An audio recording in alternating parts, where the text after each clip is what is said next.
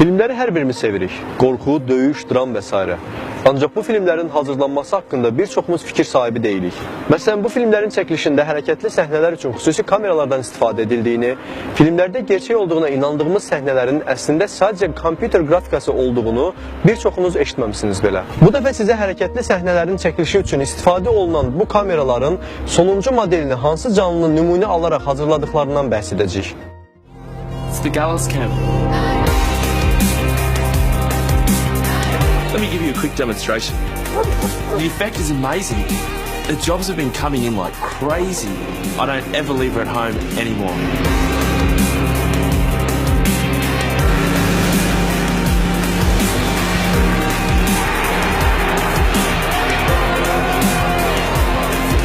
She's even got her own gear now.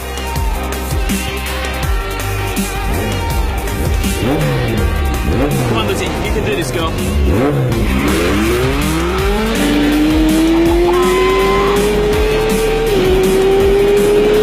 She's out there now making shots that I didn't even think were possible. She used to be a little bit afraid of heights, but not anymore.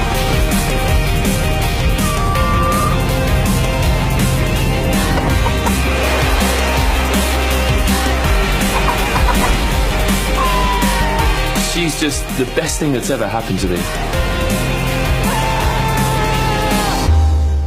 Bəli, bu məşhur reklam filmində də gördüyümüz kimi toyuq sahib olduğu xüsusiyyətləri ilə dünyanın nəhəng texnoloji şirkətlərinin diqqətini öz üzərinə çəkir. Bu şirkətlərdən biri də Mercedes şirkətidir.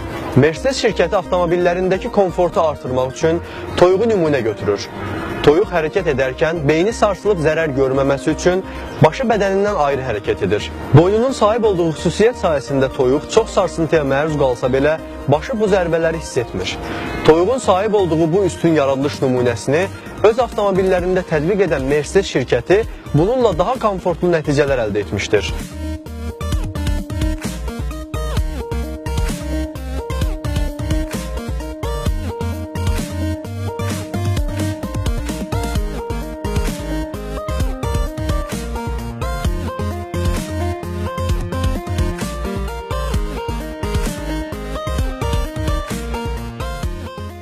Allah toyuqları rahat yaşamaları üçün bu üstün xüsusiyyətdə yaratmışdır. İnsan nə qədər yüksək texnologiyaya sahib olsa da, nəticədə Allahın təbiətdə yaratdığı canlıların daha səmərəli və daha üstün texnologiyada olduğuna bir daha şahid oldu.